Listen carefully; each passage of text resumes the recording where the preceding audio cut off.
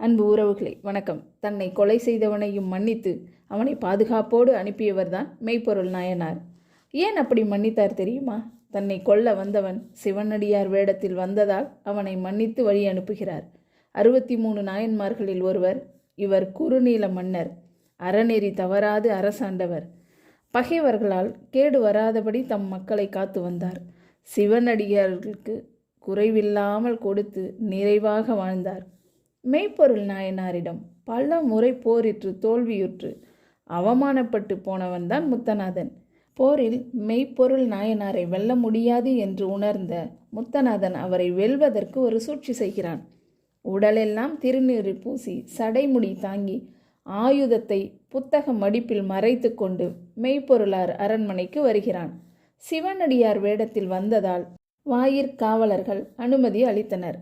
பல வாயில்களையும் கடந்து பள்ளியறை வாயிலை அடைகிறான். அங்கு இருந்த தத்தன் இது அரசர் பள்ளி கொள்ளும் நேரம் என கூறி தடுக்கிறார். அரசருக்கு ஆகமம் சொல்வதற்கு வந்திருப்பதாக கூறி உள்ளே நுழைந்து விடுகிறான்.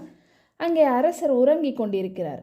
அரசி அடியாரின் வருகை கண்டதும் அரசரை எழுப்பி அரசர் எதிர் சென்று வணங்கி அமரச் செய்கிறார். எங்கும் இல்லாதோர் சிவ ஆகமம் கொண்டு வந்திருப்பதாகவும் அவ்வாகமத்தை உங்களுக்கு உபதேசம் செய்ய வேண்டும் என கூறுகிறார். உங்கள் மனைவியை அந்தப்புறம் அனுப்பிவிடுங்கள் என்கிறான். மெய்ப்பொருளாளரும் மனைவியை அனுப்பிவிட்டு தரைமேல் அமர்ந்து ஆகம பொருளை கேட்பதற்கு தயாராகிறார். ஆனால் முத்துநாதன் புத்தக முடிப்பில் இருந்த வாளை எடுத்து மெய்ப்பொருளாளரை குத்திவிட்டான். ஏதோ ஒரு சந்தேகத்தோடு இருந்த தத்தன் இந்த கொடுமையான காட்சியை பார்த்துவிட்டு தன் வாளை உருவி முத்துநாதனை வெட்டச் செல்கிறான்.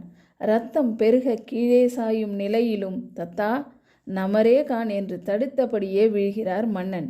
மன்னனை தாங்கி தலை வணங்கி இனி என்ன செய்ய வேண்டும் அரசே என கேட்கிறான். இச்சிவனடியாரை எந்த ஒரு இடையூறும் வராதவாறு பாதுகாப்பாக விட்டு வா என்கிறார். மெய்ப்பொருள் நாயனார் சொல்கிறார். அரசன் சொன்னது போலவே முத்துநாதனை அழைத்து சென்றான்.